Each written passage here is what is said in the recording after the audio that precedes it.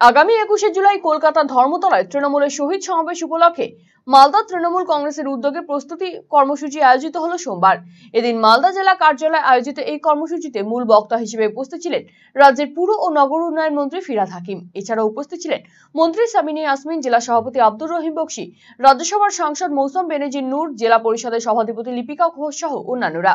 সেখানে বক্তব্য রাখতে গিয়ে সাম্প্রতিক লোকসভা নির্বাচনে মালদা জেলায় দলের শোচনীয় ফলাফল নিয়ে জেলা নেতৃত্বের ভূমিকার সমালোচনা করেন ফিরহাদ হাকিম।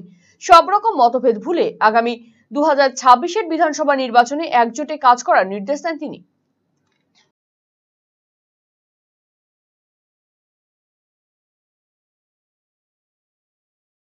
খুব কষ্টকর না,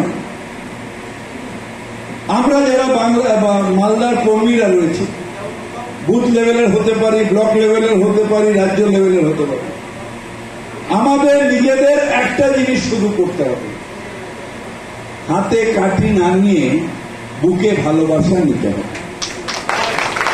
কারোর সম্বন্ধে কুকথা বলা, কারোর সম্বন্ধে এ নয় ওই নয়। আমি এমন একজন কর্মীর কাছে শুনলাম একজনের কথা যে এর নেতৃত্ব ঠিক হচ্ছে না। আমি বললাম, তোর বুথে তুই জিতেছিস? বলল, না জিতিনি। আমি বললাম, নেতৃত্ব, মালদার নেতৃত্ব চেঞ্জ করবো আর নিজের বুথে জিততে পারবে না? সে বলবে, মালদার নেতৃত্ব কে রয়েছে।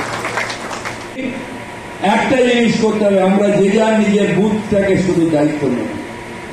বুথটাকে দায়িত্ব নিয়ে যদি আমরা এখন থেকে 1.5 বছর আছে, 1.5 বছর কেন, প্রায় 2 বছর আছে, অনেকটা সময়, যদি এখন থেকে একটু ব্যবহারটাকে ভালো করি, মাথাটাকে ঠান্ডা রাখি, যখনই রাগ হবে তখনই যদি বলি যে কুল এর নাম তৃণমূল।